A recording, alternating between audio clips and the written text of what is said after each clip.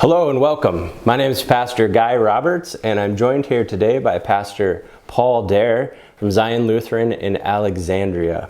And we are here to welcome and introduce you to a study that Paul has written called Christians in a Woke World, a call to courage, confession, and love. And this is a study that you can use at home, and we hope that this video recording will help you in that endeavor. Paul, as we enter into this, just give those who are watching a little idea of why you wrote this study. Yeah, and thank you, Good Reverend Roberts, for being here as well and just hosting.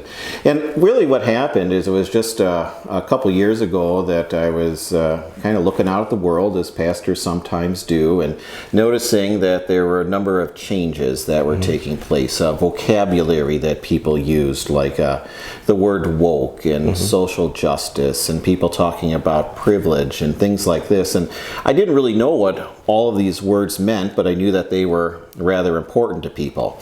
I heard that people were being canceled, and obviously there was a lot of strife and division in the world. I was noticing as well that really didn't seem to be there maybe quite as prominently before, and I wanted to know what was going on, and I started doing some research, started talking to people, started praying, doing the things that pastors do.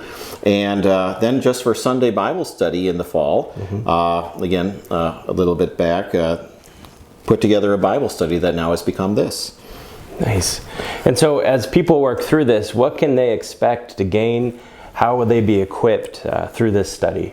Well, if you are like me and you've looked out at the world and been a little bit concerned and also just wondering, what are these terms and why are people divided and why does it seem that people want to be a victim today and derive maybe a certain amount of power from it? What is all this?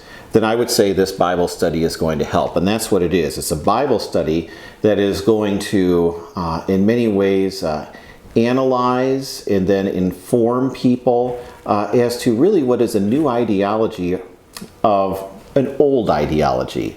And that is to say that we're going to be analyzing something called cultural Marxism, sometimes today called neo-Marxism, which is an offshoot and an outgrowth of what is, of course, previously just known as Marxism. But we're going to be looking at it from a biblical point of view. Okay, so how does the study work? If someone was to pick this up and bring it into their congregation, a small group, how should they use this resource? Well, what I would recommend is that every chapter has an introduction portion. This is the first thing that you're going to see in the pages, and that you read that introduction. And then after that, if you would put on this introductory video, every chapter is going to have one, which is going to highlight then really the key points of that chapter and maybe add a little more information to them. Then after that, you'll have, of course, some study that's there.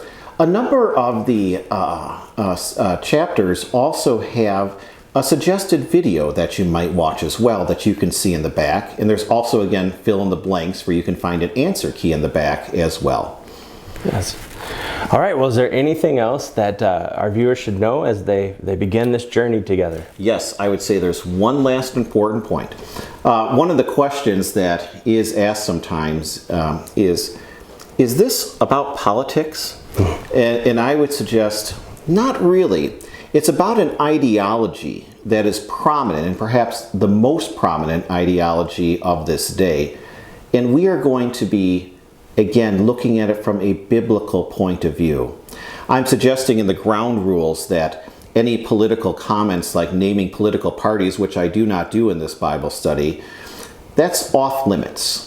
And then to make sure that we're speaking to one another in a Christian manner as brothers and sisters as we do this study together. So take a look at this and make sure that we're looking at it from a biblical perspective. That yes, it's an ideology. There might be that temptation to get into parties and thoughts, but stay away from that. Simply open your heart and mind and let the Holy Spirit work through His Word as He does. Yeah. All right. Well, we hope you enjoy the study, and we'll see you for chapter 1.